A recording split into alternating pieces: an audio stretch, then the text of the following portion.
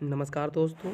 आज का हमारा टॉपिक है अंतर्राष्ट्रीय सौर गठबंधन में शामिल हुआ अमेरिका के ऊपर। आज के इस वीडियो में हम जानेंगे अंतर्राष्ट्रीय सौर गठबंधन के बारे में और जानेंगे जो हाल ही में अमेरिका इसमें सम्मिलित हुआ इसके बारे में भी चर्चा करेंगे आज के इस वीडियो में। तो चलिए टॉपिक की शुरुआत करते हैं। अंतर्राष्ट्रीय सौर गठबंधन। अमेरिका अंतर्राष्ट्रीय सौर गठबंधन में इंटरनेशनल सोलर अलायंस ISA कहते हैं इसको में शामिल होने वाला 101वां सदस्य देश बन गया है। यानी अमेरिका जो सम्मिलित हुआ है वो 101वां सदस्य देश के रूप में ISA में शामिल हुआ है।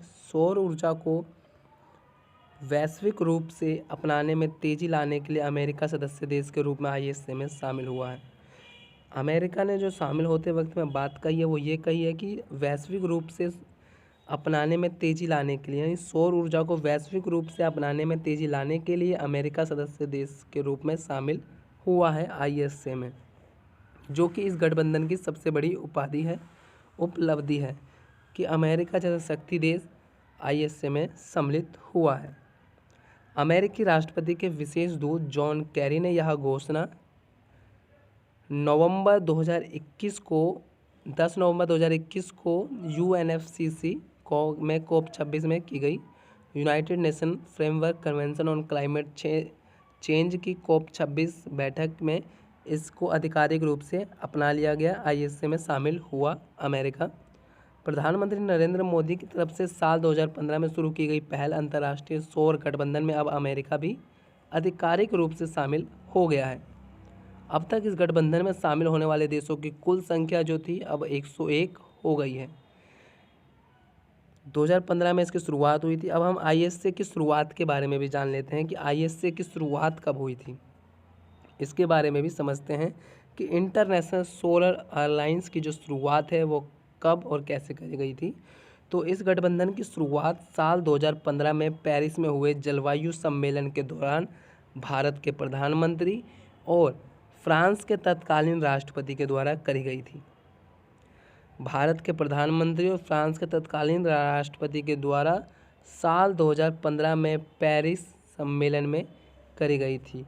आप सभी को याद होगा COP21 पेरिस में हुआ था। ये जलवायु सम्मेलन था। COP21 कॉन्फ्रेंस ऑफ पार्टीज जो थी वो हुई थी पेरिस में 2015 में। उसी दौरान इस गठबंधन की शुरुआत हुई थी। ISA की शुरुआत हुई थी। इसकी शुरुआत करने का अगर हम उद्देश्य की बात करें तो सौर ऊर्जा को बढ़ावा देना और उनकी प्रमुख चुनौतियों का साथ मिलकर समाधान करना। इस गठबंधन की जो शुरुआत का जो उद्देश्य है वो यह है कि सभी देशों में सौर ऊर्जा को बढ़ावा देना, जो हमारे पारंपरिक संसाधन हैं उस पर निर्भरता कम करके सौर ऊर्जा को बढ़ावा देना और इन्हें बढ़ावा देते वक्त जो चुनौतियां आती हैं उनका समाधान निकालना साथ मिलकर, चाहे वो किसी भी रूप में आए, तकनीक रूप में, पैसों के रूप में, चाहे कोई भी रूप में आए, उसका समाधान निकालना और उनका समाधान करना साथ मिलकर। तो ये इस गठबंधन का उद्देश्य था। इस गठबंधन में शामिल देश जो अधिकतर देश हैं वो कर्क और मकर रेखा के बीच में स्थित हैं। जितने भी कर्क और मकर रेखा पे स्थित देश हैं उनमें सूर्य की रोशनी अच्छी खासी पड़ती है और इन देशों में जो सूर्य की रोशनी अच्छी खासी पड़ने से सूर्य को हम ऊर्जा के रूप में विकसित कर सकते हैं। और इस गठबंधन में जो अधिकतर देश है वो कर्क और मकर रेखा में है के बीच में स्थित हैं, जो कि सौर गठबंधन बढ़ावा देने के वैश्विक स्तर पर काफ़ी कार्यरत हैं। अंतर्राष्ट्रीय सौर गठबंधन के तहत विश्व भर में सौर ऊर्जा के उत्पादन को बढ़ाने हेतु साल 2030 तक 1000 बिलियन अमेरिकी डॉलर का निवेश करने का लक्ष्य रखा गया है।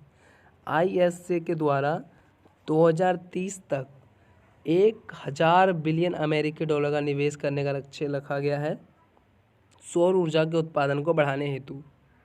1000 बिलियन अमेरिकी डॉलर का, जो कि एक बहुत बड़ी रकम है।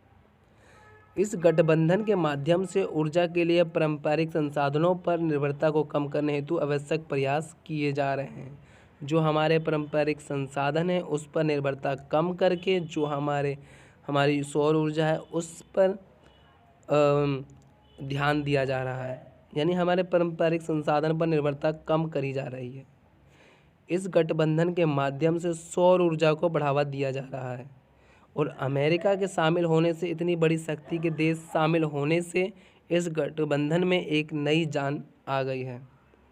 तो आज का टॉपिक हमारा यही था कि आईएसए में शामिल हुआ अमेरिका, जो कि 10 नवंबर को COP 26 में, UNFCCC की COP 26 में आधिकारिक रूप से शामिल हुआ था।